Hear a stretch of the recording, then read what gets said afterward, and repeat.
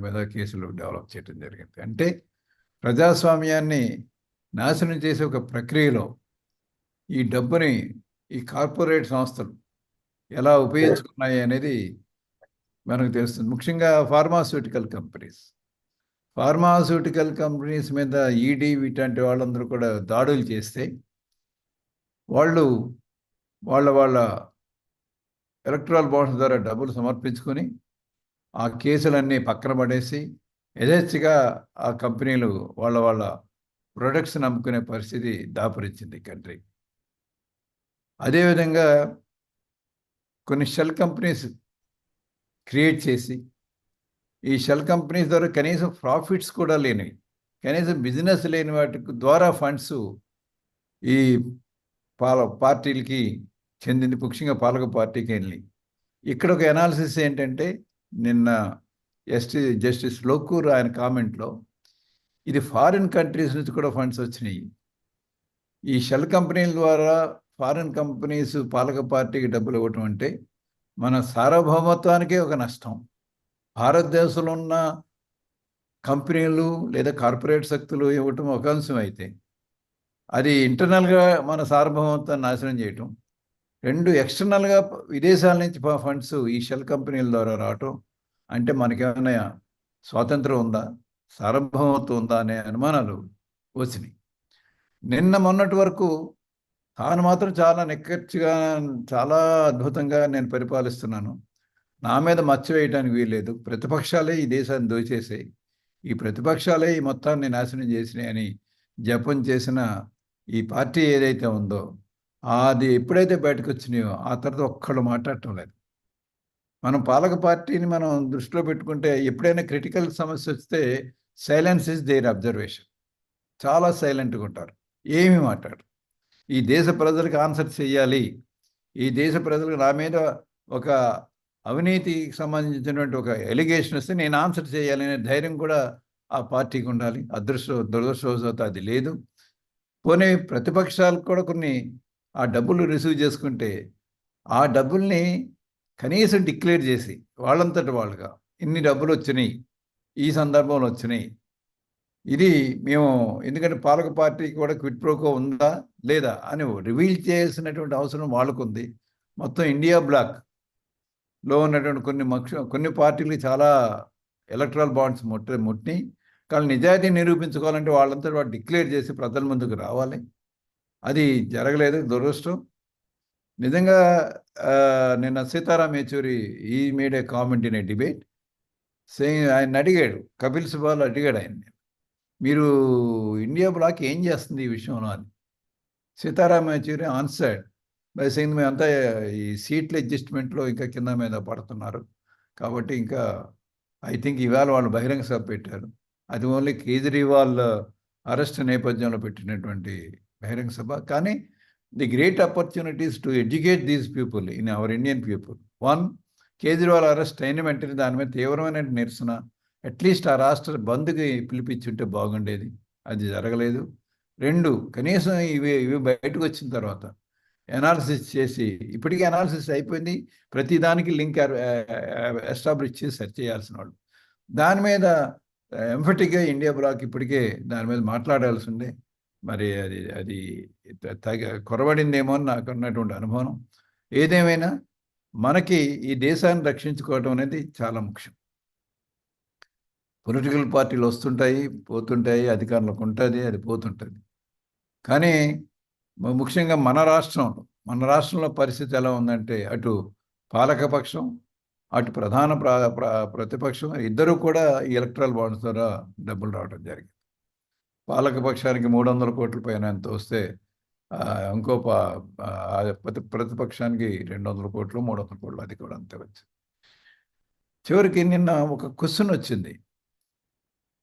నిర్మలా సీతారామన్ నేను ఎలక్షన్లో నిలబడమని నన్ను అడిగారు, నా దగ్గర అంత డబ్బు లేదు, నేను ఎలక్షన్లో నిలబడలేను, నా వల్ల కాదు అని ఆవిడ సమాధానం చెప్పి ప్రెస్లో కూడా వచ్చింది. అది వెంటనే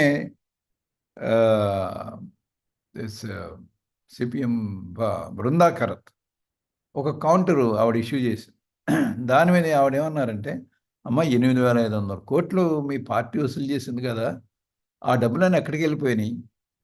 నువ్వు ఎన్నికల్లో నిలబడాలంటే అది ఎలక్ట్రల్ పర్పస్ కోసం ఇచ్చిన డబ్బు కదా. మరి ఆ డబ్బు ఉండగా నీకు డబ్బు లేదని చెప్తావేంటి? క్యాండిడేట్స్కి డబ్బులు ఇచ్చే పరిస్థితిలో లేదా? ఆ డబ్బులన్నీ ఏమైపోయినాయి అనేది ఆన్సర్ లేదు. ఇక్కడ ఒక క్రిటికల్ ఇష్యూ ఏంటంటే, ఈ డబ్బు ఎవరికి వెళ్తుంది?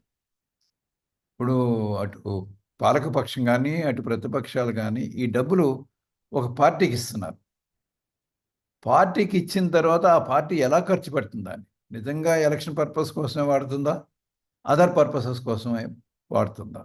కానీ ఇక్కడ ప్రూవ్ అయింది ఏంటంటే, ఈ ప్రధాన ప్రతిపక్షం ఏదైతే ప్రధాన పార్టీలు ఏవైతే ఉన్నాయో, లేదా ముఖ్యంగా పాలక పార్టీ ఏదైతే ఉందో, అది ఓన్లీ వాళ్ళ పార్టీ పర్పస్ కోసం, బిల్డింగ్స్ కోసం, పెద్ద పెద్ద సౌదాల కోసం, మొత్తం దేశం అంతా కూడా, నిన్న అరుణ్ కుమార్ ఒక అసెస్మెంట్ ప్రకారం దేశం అంతా కూడా ముఖ్యమైన పార్టీ కార్యాలయాలు కట్టడం జరిగింది అన్నాడు. అది పర్మిజబులా అనేది అనదర్ క్వశ్చన్. ఎప్పుడైతే నువ్వు ఎలక్ట్రల్ బాండ్స్ని ఎలక్షన్ పర్పస్ అయితే నువ్వు తీసుకున్నావో, దాన్ని ఉపయోగించుకుంటా, దాన్ని ఆ పర్పస్ కోసం ఉపయోగించుకుంటా, ఇతర అవసరాల కోసం వాడితే అది ఇల్లీగల్ అనేది నిన్న లోకూర్ అబ్జర్వేషన్. ఎందుకంటే ఆయన అబ్జర్వ్ అలా చేయాల్సి వచ్చింది. నీకు పర్పస్ కోసం నీకు ఆ డబ్బు ఇచ్చారు, నువ్వు ఆ పర్పస్ కోసమే వాటిని వాడుకోవాలి. అలా కాకుండా ఆ డబ్బును కనుక నువ్వు వేరే అవసరాలకు కనుక వాడుకుని ఉంటే, ది పర్పస్ కోసం ఏ పర్పస్ కోసం డబ్బులు వసూలు చేయవు, దాన్ని మిస్యూజ్ చేసినట్టు లెక్క. ఆ రకంగా ఎందుకంటే ఇదంతా ఇల్లీగల్ యాక్టివిటీ అవుతుంది. ఆ రకంగా ఆ ప్రాపర్టీస్ అనేటువంటి అటాచ్ చేసి డబ్బులు రికవరీ చేయొచ్చు.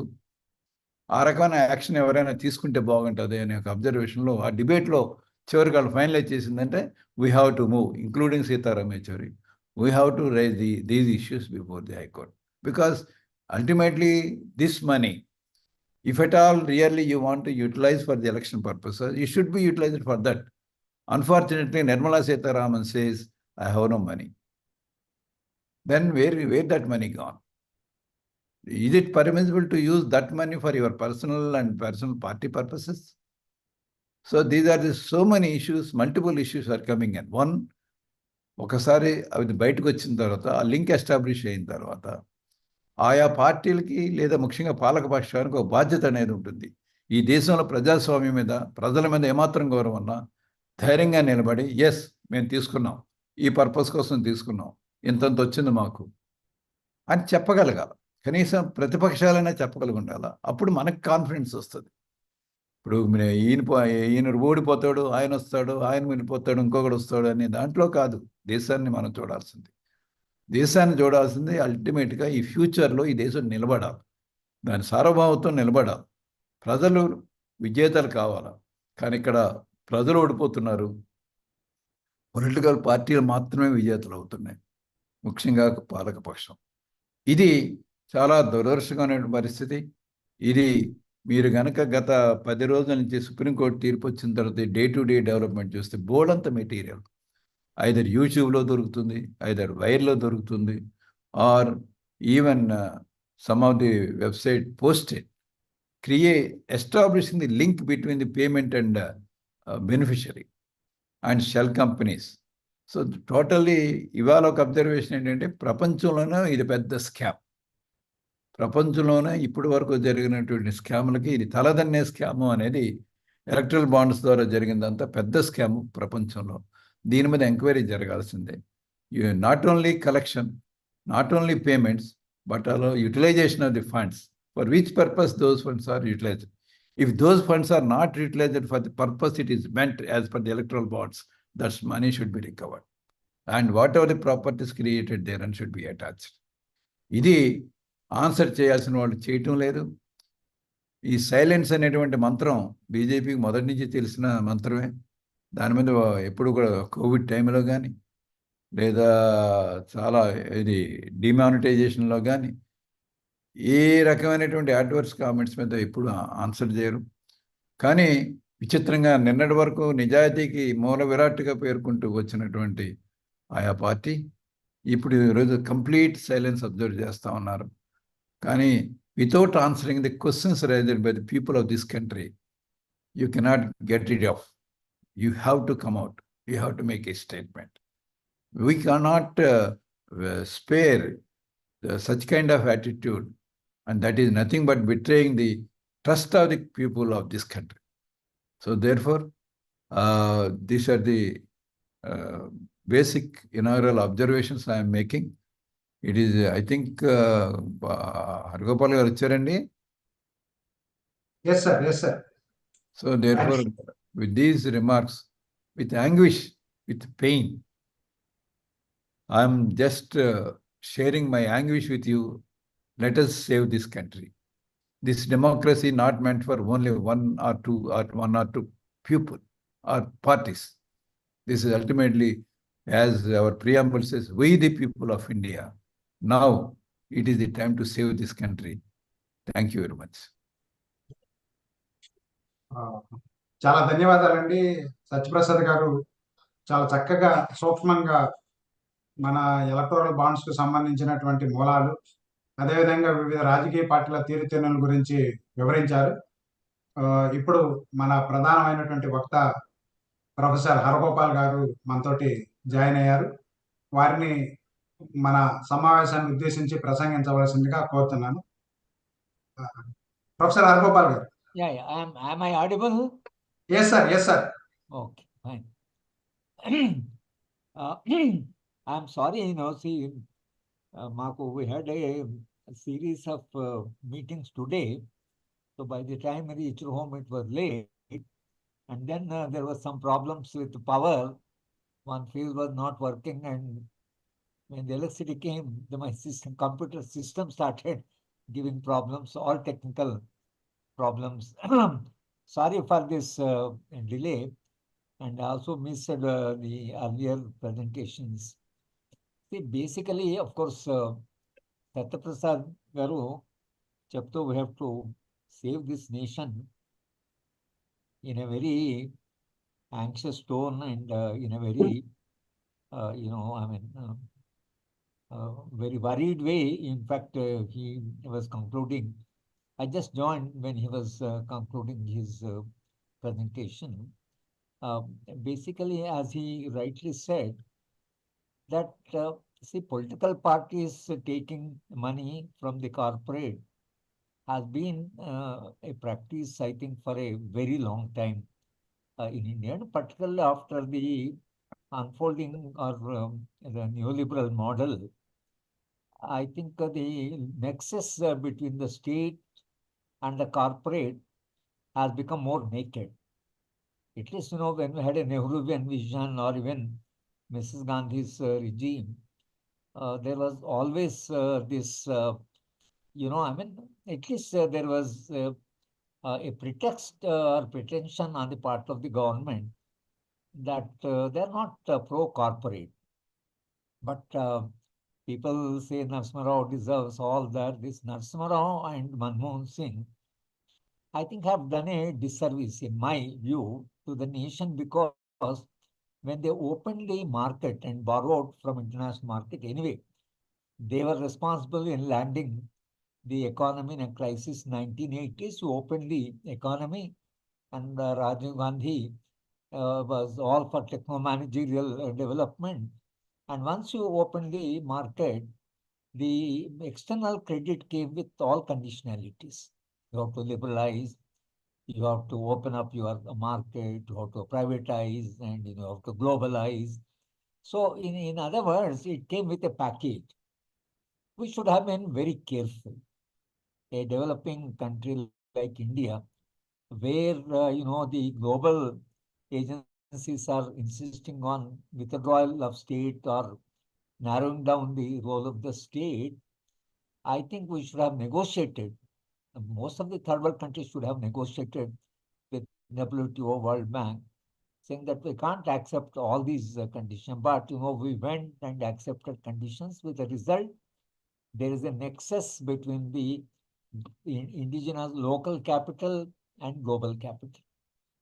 And a nation remained, ideologically speaking, culturally, it remained very feudal, the ideology.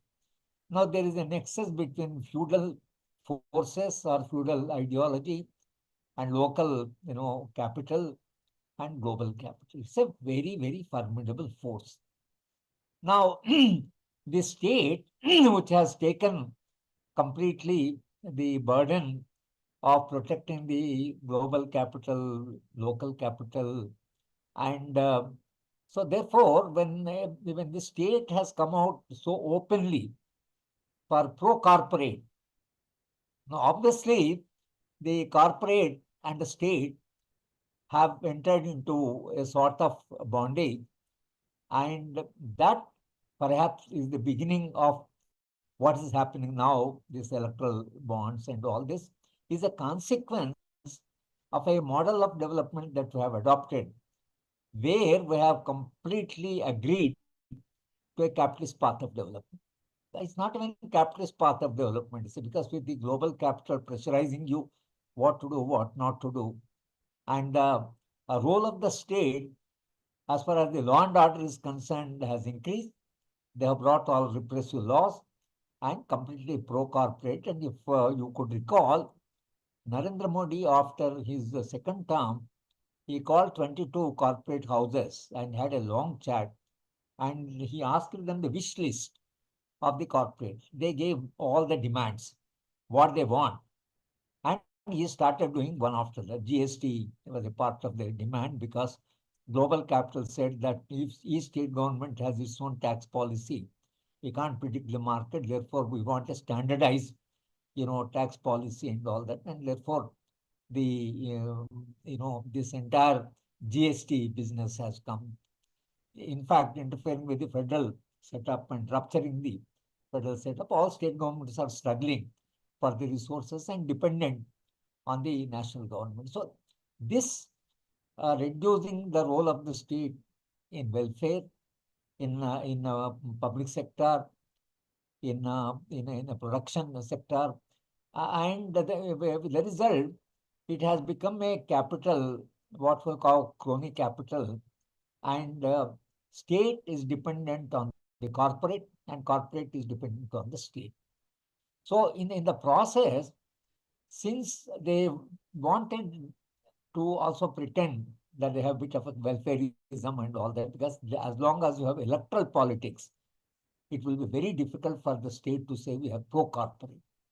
So they have to, somewhere for public consumption have to say they retained a part of the welfareism, although Prime Minister at one point said these are all, he said that these are all, not acceptable, and these welfare programs are, appeasing the people, and this will affect the growth and all that. In fact, he has gone that far, saying that. Then, see, the taking money from the corporate openly, which was even the practice earlier, now has become difficult. Because now once you take money openly from the corporate and do them the favors, it becomes easy for the common people to understand the nexus between this nexus is understood by the farmers, the Punjab and North UP and all that. And that's the reason the farmers movement, they were continuously raising this question of link between the corporate and the state and the state power. So in order to partly convince the nation that it's a welfare state in the pretension, but it's a pro-corporate state, taking money directly from the corporate would expose the state. Therefore, the corporate also thought that contributing money, then all opposition political parties will blame. And the media, of course, anyway, has been taken over by the corporate. So perhaps if we see that this electoral bond scheme, which they brought, in fact, their contention was that they are converting black money into white money. I think this is some argument which one really can't understand, that if you accept in principle there is a black money. If you recall that the Bharatiya Janata Party came to power on anti-corruption slogan, and its entire political rhetoric was black money, and Anna Hazare, for some time, he played some role, and now and then he appears to blame Kejriwal, but his role, I think, was counterproductive. I mean, I would say it's a very counterproductive. and he fought for Lokpal, all that BJP has forgotten. But what exactly happened is that this corporate contribution to the political parties has become more confidential. This turning point in Indian politics is the beginning of this, electoral bonds. And openly they said, of course, in the parliament and all that, that electoral bonds would, convert the black money. See, if you want to, and you know that when there is a black money, you are using enforcement direct agency, information, income tax department. You are using all agencies against the opposition and all that. They are so extensively used. What is the problem for existing government in finding out the black money? Income tax department, let's see exactly its purpose. But when you say that we are converting black money into white money, in principle, you are agreeing there is a huge black money, number one. And once you accept there is the black money, is it not the responsibility of the state to completely take away the black money or, whatever taxes? After all, escaping tax is the black money.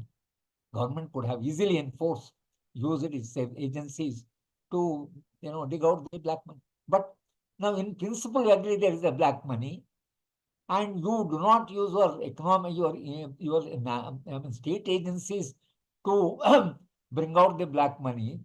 And on the other hand, you build an argument, very interesting argument, that to convert the black money into white money, if they contribute to the political party, that money which is black, the minute you contribute, it becomes white. This is something it goes beyond our comprehension. That how can black money, when it is given to the political party, not openly, not openly, not with the transparency, but clandestinely, when you give that money, it's in fact it becomes a quid pro quo. That's what the media is arguing. You give a license, and or you give a land, or you do some patronage, or help them, not openly. And for the favor that you do, the corporate gives you the money, not openly, but through backdoor. I think this it poses a very serious problem to democratic process, because see, in democracy, transparency, accountability are the most important principles. Government has to be transparent. After all, it is a people elected government, and you have to again go to the people. How can any political party, for that matter, not only ruling, but how can any political party accept this type of money? Number one.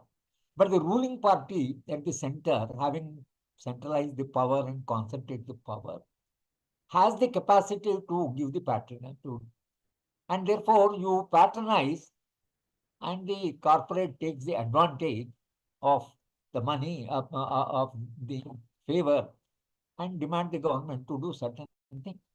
This is one. Secondly, the more blatant thing that has happened is that you raid, and as you raid a particular agency, they give money. Then you see the raid stops. Then post raid, again they pay money. Then right government stops entire harassment. It is very clear that now, since Supreme Court intervened, and of course legitimacy of Supreme Court a bit restored, because I don't know what compelled them. Maybe within the corporate there is a conflict, there is a tension. But Supreme Court, which was very vulnerable in a number of things, has taken a stand that no, you can't take this electoral bonds. It has to be transparent. They have taken a very bold stand for that matter.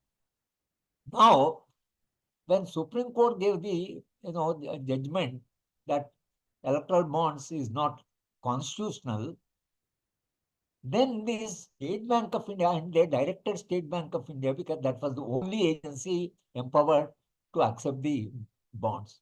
They have not allowed other banks, only one bank. So State Bank of India was accepting the bonds, and Supreme Court simply asked the State Bank, not Government of India, but asked the State Bank, please tell us who contributed this money. Then this has to be transparent.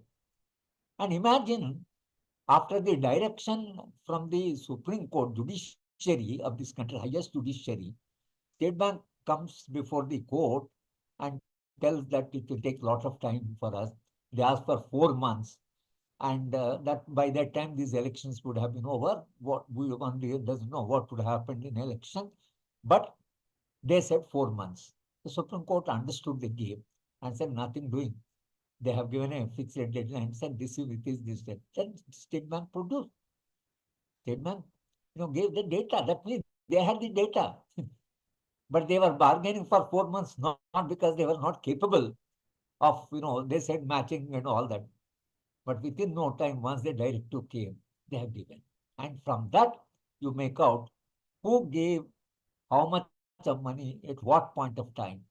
And from those details, it's very clear that the central government raided certain agencies, certain corporate. They gave money, raid stopped, and then, of course, they give some more money. First, 5 crore, then later 25 crores. I don't know how government in power would explain to the people of India that, and State Bank of India, how would they explain to the people of India that when you had the data, why did you bargain for 4 months? Number one. That means they were under pressure. And when the data came out, now the government is going, arresting Jharkhand Chief Minister, Delhi Chief Minister, and all opposition parties, some leader or the other, and the government is now telling that we are fighting against corruption. And these are all corrupt people. And we are correcting the, this corrupt system. And what 10 years back, this party promised to the people of India that they would give a clean government, they would give a black money-free government, even demonetization was, meant, at least, they claim that demonetization will black money out, will bring out black money out. Nothing happened. And then again, now they're saying there's a black money. Now they say that it's white money. And then when you say that you have accepted so much 6,000, more than 6,000 crores by, extending the favors to the government, then how do you define corruption? Normally in classroom, when we define corruption, we say using public office for a private purpose or for their, political purpose. Now, from that definition, this entire dealing, whatever we have been watching last, 2 weeks, is simply, accepting this money. And on the other hand, there is a huge propaganda in the media that this government is after the corrupt people. It's a paradox. A government which, swears by fighting, saying that it will fight corruption from day one, when they, in 2014 to 2024, the same slogan that black money, corruption, and these are the things are the central concern of the ruling party.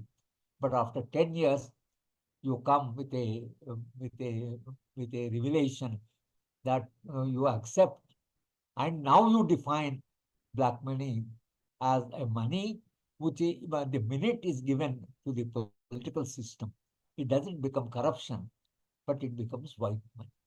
I think this is something which one day or other the ruling parties or whoever accepted the electoral bonds have to explain to the nation. Now, what are its implications? I'll take another point. What are the implications? Implications are that the corporate world dictates the public policy because of its the advantage and the nexus. When it starts dictating the policies, now the government found itself in a major dilemma. When the farmers' agitation came, corporate world demanded that agriculture should be corporatized. That's one of their demands. And therefore, the 3 laws, agricultural laws, were brought to favor the corporate. But the farmers of this country, at least a section of farmers, understood that this is linked with the larger political economy of the country. That's a saving grace. So they started saying, no, this government is a pro-corporate government. and we will not go withdraw the agricultural laws. They came for protesting, preparing for 6 months, because they knew that this government is very adamant, it will not give in so easily. Prime Minister is a very determined type of person. So they came fully prepared. And as they were finding it increasingly embarrassing, Prime Minister said, although these laws are brought in the interest of the nation, now the farmers have not understood our intentions. Therefore, we are putting these agricultural laws. Now, for the time being, they have withdrawn. They have withdrawn, but they may bring back after 2024. I think we'll see another, big drama if the same, party comes to power. But this poses a threat to democracy. This is our concern. The black money, people give money, they're fighting elections. All this has become a part of our political culture. But the corporate financing the elections and having complete control over the ruling party and the state, denying the opposition the democratic space, this subverts the democracy. Why we should be concerned with the whole thing is that if we are concerned with the rule of law, with the constitutional governance and future of democracy, electoral bonds is one issue where legal fraternity, which has taken this initiative to debate, you should, and all of us should be deeply concerned with this, because it subverts the constitutional mandate, part 4 of the Constitution, and it subverts the institutions, and it also misuses the public institutions against the, certain sections of the society, and that would lead to erosion of rule of law, constitutional democracy, and the entire, democratic structure of the country. So I think this debate has to go a little deeper. This debate has to be very extensive, and we should be able to create a strong public opinion, that where the public opinion should be such that any government, any party coming to power tomorrow, either it's state or, has to be transparent and accountable.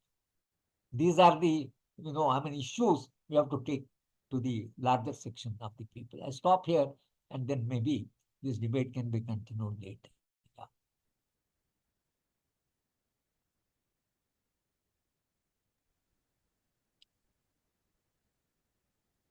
Professor Haragopal గారికి ధన్యవాదాలు.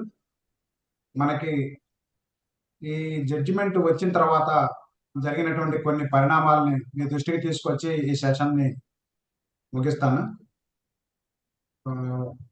ఈ ఎన్నికల బాండ్ల system అనేటువంటిది ఎన్నికల్లో రాజకీయ పార్టీలు పోటీ చేసి డెమోక్రాటిక్ గా ప్రజల నుంచి వారి యొక్క ప్రజల మద్దతు పొందాలనేటువంటిది రాజకీయ పార్టీలకు ఆ విధంగా తప్పుడు పద్ధతుల్లో కాకుండా రైట్ పద్ధతుల్లో ఈ బాండ్లు కొనుగోలు చేసి వాళ్ళు ప్రచారం చేసుకోవచ్చు అనే ఒక కాన్సెప్ట్ ని 2017లో ఈ బాండ్స్ పెట్టినప్పుడు అక్కడ పార్లమెంట్ లో ప్రవేశపెట్టినప్పుడు వాళ్ళు చెప్పినటువంటి అంశం. కానీ మనకి ఇప్పుడు హరగోపాల్ గారు చెప్పినట్లు, అదేవిధంగా శ్రీ సత్యప్రసాద్ గారు చెప్పినట్లు, ఇవి ఎన్నికల బాండ్లుగా కాకుండా పార్టీలకి నిధులు చేకూర్చి రకరకాల తప్పుడు కార్యక్రమాలు చేయడానికి ఉపయోగిస్తున్నట్లు మనకి స్పష్టంగా ఈ బాండ్స్ ద్వారా ఈ రెగ్యులేషన్స్ ఏదైతే మనకి సుప్రీంకోర్టు ఆదేశాల ప్రకారం ఎవరెవరికి ఈ డబ్బులు ఎంతెంత వెళ్ళినాయి అనేటువంటిది యూనిక్ నెంబర్స్ తో సహా బయట పెట్టడం ద్వారా మనకి స్పష్టంగా అర్థమైంది. వీటిలో పాటుగా కొన్ని అంశాలు, ముఖ్యంగా ఈడీని, సిబిఐని ఉపయోగించి డబ్బులు వసూలు చేసుకున్నారు అక్రమ పద్ధతుల్లో. ఇది మనం లీగల్ లాంగ్వేజ్ లో చెప్పాలని అంటే ఎక్స్టార్షన్, అంటే వాళ్ళ మీద ఒత్తిడి తీసుకొచ్చి రకరకాల పద్ధతుల్లో వాళ్ళని భయపెట్టి ఒకే రాజకీయ పార్టీ, ముఖ్యంగా కేంద్రంలో అధికారంలో ఉన్న రాజకీయ పార్టీ కొన్ని కోట్ల రూపాయలు పొందటం అని అంటే స్పష్టంగా మన రాష్ట్రంలో ఢిల్లీ మద్యం కేసులో ఇన్వాల్వ్ అయినటువంటి వ్యక్తుల దగ్గర నుంచి, ఇంకా అనేకమైనటువంటి కంపెనీల దగ్గర నుంచి, మన మేఘా సంస్థ దగ్గర నుంచి, అనేక కంపెనీల దగ్గర నుంచి స్పష్టంగా ఫండ్స్ ఫ్లో అయినట్టు యూనిక్ ఐడి నెంబర్ ద్వారా మనకి వాళ్ళు ఇచ్చినటువంటి డేటా ద్వారా రివీల్ అవుతాం. అయితే ఇప్పుడు మనం చెప్పదలుచుకున్న అంశం ఏంటంటే, ఒకటి, ఈ మొత్తం వ్యవహారంలో ఈ ఈ బాండ్స్ ని కొనుగోలు చేయటం, అదేవిధంగా ఈ బాండ్స్ ని కొనుగోలు చేసినటువంటి బాండ్స్ ని అక్రమ పద్ధతుల్లో వాడుకోవడం, వీటికి ఇప్పుడు డేటా చెప్పన్నా సరే రాజకీయ పార్టీలు మేము ఈ బాండ్స్ ఇచ్చినటువంటి ఎయిమ్స్ ను బట్టి మేము డేటా కూడా చెప్పాల్సిన అవసరం లేదంట. కానీ ఒక్క సందేహం ఏంటంటే, ఈ పార్లమెంటుకు పోటీ చేసేటువంటి అభ్యర్థులు 98 లక్షల రూపాయల లోపు ఖర్చు చేయొచ్చు. అదేవిధంగా అసెంబ్లీ సభ్యులు కూడా ఇంత సీలింగ్ అనేటువంటిది ఖర్చులకి పెట్టారు. రాజకీయ పార్టీ ప్రమోట్ చేసేటువంటి రాజకీయ పార్టీ కూడా కొన్ని అంశాలని మనకి ప్రమోట్ చేసినటువంటి దాంట్లో కొన్ని అంశాలని మనకి ఇచ్చారు. ఇట్లాంటి పరిస్థితుల్లో ఈ అన్నిటినీ మనం పరిశీలించినప్పుడు మనం ఈ డేటా ద్వారా ఇవన్నిటిని డేటా ద్వారా మనం స్పష్టంగా మనకి అర్థమవుతుంది ఏంటంటే, ఇవి తప్పుడు పద్ధతుల ద్వారా మనకి ఒక రాజకీయ పార్టీకి బెనిఫిట్ చేసే విధంగా ఈ ఎలక్టోరల్ బాండ్స్ కొనుగోలు చేయడం జరిగింది అనేటువంటిది మనకు అర్థమవుతాం. అయితే ఇంకా దుర్మార్గకరమైన అంశం ఏంటంటే, స్టేట్ బ్యాంక్ ఆఫ్ ఇండియా ఒక బాధ్యతాయుతమైన స్థానంలో పబ్లిక్ మనీ చాలా హ్యూజ్ మనీ ఫ్లో అవుతున్నటువంటి స్టేట్ బ్యాంక్ ఆఫ్ ఇండియా చాలా బాధ్యతారహితంగా వ్యవహరించి కోర్టుకు కూడా తప్పుడు సమాచారం ఇచ్చి మేము ఈ డేటా రివీల్ చేయాలంటే కొన్ని నెలలు పడుతుంది, ఎలక్షన్ తర్వాత జూన్ తర్వాత ఇస్తాం అనేటువంటిది చెప్పడం అని అంటే అధికార పార్టీకి తొత్తులుగా వ్యవహరించడం తప్ప మరొకటి కాదు. ఇంకొక అంశం ఏంటంటే, సబ్సిక్వెంట్ గా 2 ప్రొసీడింగ్స్ లో ఆన్లైన్ లో నేను సుప్రీంకోర్టులో హాజరవడం జరిగింది. ఈ కేసులో ప్రొసీడింగ్స్ అబ్జర్వ్ చేయడం కోసం. కొంతమంది లాయర్లు మరీ బరితెగించి కార్పొరేట్లకి సేవ చేయడం కోసమే మేము ఉన్నాం అన్నట్లుగా అసలు ఈ ఎలక్టోరల్ బాండ్స్ ఈ జడ్జిమెంటే వాయిడ్ అని చెప్పేసి గౌరవ సుప్రీంకోర్టు బెంచ్ ముందు తీవ్రమైనటువంటి వాదనలు చేసి వాళ్ళు ఏం పిటిషన్లు ఫైల్ చేయకుండానే మా వాదనలు వినాలని చెప్పేసి చాలా దుర్మార్గకరంగా వ్యవహరించారు కొంతమంది లాయర్. మరలా వాళ్ళే ఒక 600 మంది లెటర్లు రాస్తున్నాము, కోర్టు మీద ఒత్తిడి ఉంది, రాజకీయ మా పార్టీలు కోర్టును ఒత్తిడి చేయాలని ప్రయత్నం చేస్తున్నాయని వాళ్ళల్లో కొంతమంది లీడ్ తీసుకొని ఒక 600 మంది సంతకాలు పెట్టి లాయర్లు అనే పేరుతోటి సుప్రీంకోర్టు ప్రధాన న్యాయమూర్తికి లేఖ రాశారు. ఇట్లాగా మన సిస్టంలో ఎవరి పక్షాన ఉన్నారు అనేటువంటిది ఒకవైపు ప్రశాంత్ భూషణ్ లాంటి వాళ్ళు, అదేవిధంగా కపిల్ సిబాల్ లాంటి వాళ్ళు ప్రజల పక్షాన్ని నిలబడి వాదనలు చేస్తూ ఉంటే, మరొక పక్షం లాయర్లు కొంతమంది ఈ విధంగా దుర్మార్గంగా కోర్టు తీర్పుని కాలు రాసే విధంగా అనేక మంది సీనియర్లు కూడా ముందుకు వచ్చి ఈ డేటా రివీల్ చేయడం, ఇది పర్సనల్ దాన్ని కార్పొరేట్ వీటికి వీటన్నిటికి వ్యతిరేకంగా ఉంటుందని చెప్పారు. అలాగనే మనం ఇంకొక అంశం పరిగణలోకి తీసుకున్నప్పుడు చివరిగా మనం చెప్పదలుచుకుంది ఏంటంటే, income tax act, representation of people's act, లేకపోతే ఆర్బీఐ యాక్ట్, వీటిలో కూడా చాలా ఎలక్షన్ కమిషన్ అభ్యంతరాలు, ఆర్బీఐ అభ్యంతరాలను కూడా పరిగణలోకి తీసుకోకుండా, లెక్క చేయకుండా కనీసం ఈ బాండ్స్ ని ఇష్యూ చేయడం. ఇంతకుముందు కేవలం ఆర్బీఐకి మాత్రమే అలాగా బాండ్స్ ని ఇష్యూ చేసేటువంటి అవకాశం ఉండేది. అలాంటిది కాకుండా కొత్త టెక్నాలజీని, కొత్త సిస్టమ్ ని పెట్టి నెగోషియబుల్ ఇన్స్ట్రుమెంట్ యాక్ట్ లో సహజంగా బాండ్స్ కానీ, చెక్కులు కానీ ఇట్లాంటి రూపంలో ట్రాన్సాక్షన్ జరిగితే దానికి ఒక వెలిడిటీ ఉంటుంది. కానీ ఫైనాన్స్ యాక్ట్ లో తెచ్చినటువంటి అమెండ్మెంట్ ఫలితంగా యూనిలాటరల్ గా దీన్ని ఎవరికి డిస్క్లోజ్ చేసే పరిస్థితి కూడా లేకుండా చేయడం అనేటువంటిది చాలా దుర్మార్గమైనటువంటి అంశం. ఈ అన్ని అంశాల మీద ఇంకా దేశంలో బాగా చర్చ జరగాలి. కొన్ని వందల కోట్లు తీసుకున్నటువంటి రాజకీయ పార్టీలు ఆ డబ్బుల్ని దేనికోసం వాడతాయి అనేటువంటిది కూడా, ఎందుకు వాడాయి ఇప్పటి వరకు, ఆ డబ్బులు ఎట్లా ఎన్కాష్ చేసుకొని ఏ విధంగా వాడారు అనేటువంటిది కూడా ప్రజలకు సమాధానం చెప్పాలి. ఆ విధంగా ప్రజలకు సమాధానం చెప్పడం కోసం మనందరం కూడా ఒక ప్రయత్నం అనేటువంటిది చేయాలని చెప్పేసి అభిప్రాయపడతా ఉన్నాం. మంచి సలహాలు సూచనలు ఇచ్చి ఈ సమావేశంలో, ముఖ్యంగా ఈ ఆన్లైన్ సమావేశం తక్కువ టైంలో మనం ఫిక్స్ చేసినప్పటికీ మనకి మంచి సందేశం ఇచ్చినటువంటి ప్రొఫెసర్ హరగోపాల్ గారికి ప్రత్యేకంగా ధన్యవాదాలు తెలియజేస్తాం. ఎవరైనా ఏమైనా ప్రశ్నలు కానీ ఏమైనా ఒక 5 minutes ఎవరైనా మాట్లాడదలుచుకుంటే మీరు అన్మ్యూట్ చేసుకొని మాట్లాడచ్చు. ప్రొఫెసర్ గారు ఉన్నారు కాబట్టి.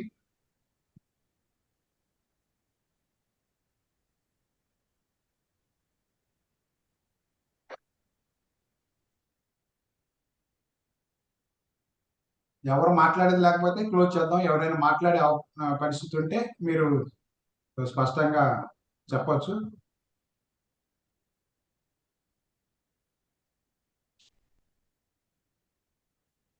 Okay, thank you to all of you. Professor Haragopal గారికి ప్రత్యేకమైనటువంటి ధన్యవాదాలు తెలియజేస్తాను. శ్రీని గారు. సార్ ప్రసాద్ గారు. ఓకే సార్, ఒక్కటి క్వశ్చన్ నా మైండ్ లో ఉండింది. ద థింగ్ ఇస్, కార్పొరేట్స్ అన్ని బ్యాలెన్స్ షీట్స్ పబ్లిష్ చేస్తాయి, which will get audited and which will also be published కదా. అట్లాగే పార్టీ ఎలక్షన్ లో పార్టిసిపేట్ చేసే క్యాండిడేట్స్ కూడా వాళ్ళు అఫిడవిట్స్ వేస్తున్నారు, which comprises of properties that they hold are criminal cases are cases that they hold అన్ని వస్తున్నాయి. But does a party file its income as an affidavit before an election? ఇప్పుడు supposing X party ఉంది, మాకు ఇన్ని assets వచ్చినాయి, ఇన్ని donations వచ్చినాయి, ఇది మా టోటల్ ఎక్స్పెండిచర్ ఫర్ ఎలక్షన్స్ అని పార్టీ ఏమైనా ఎఫిడవిట్స్ వేస్తుందా అనేది ఒక చిన్న క్వశ్చన్ సార్ నా మదిలో. ప్రొఫెసర్ హరగోపాల్ గారు చెప్తారు. అది లేదనుకుంటానండి పార్టీస్ సబ్మిటింగ్, ఎందుకంటే వాళ్ళు ఇంటర్నల్ క్యాండిడేట్స్ కు డబ్బులు ఇస్తారు కాబట్టి పార్టీ తర్వాత ఇండివిజువల్ ఎంత ఖర్చు పెడతాడు. కొందరు ఎట్లా ఉంటాయంటే చాలా ఖర్చు పెట్టవలసి వస్తుంది కొన్ని చోట్ల క్యాండిడేట్స్.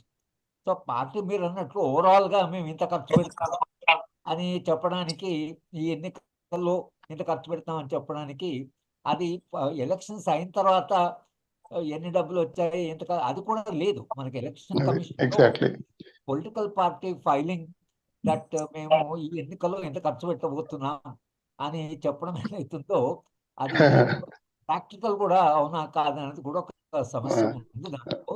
కనుక ఎనీవే ఇండివిజువల్ డిక్లేర్ చేసే దాన్ని మనం సీరియస్ తీసుకున్నాము. 1 లక్ష దాకా party 1 lakh up to 1 lakh party can give because that is legally permissible.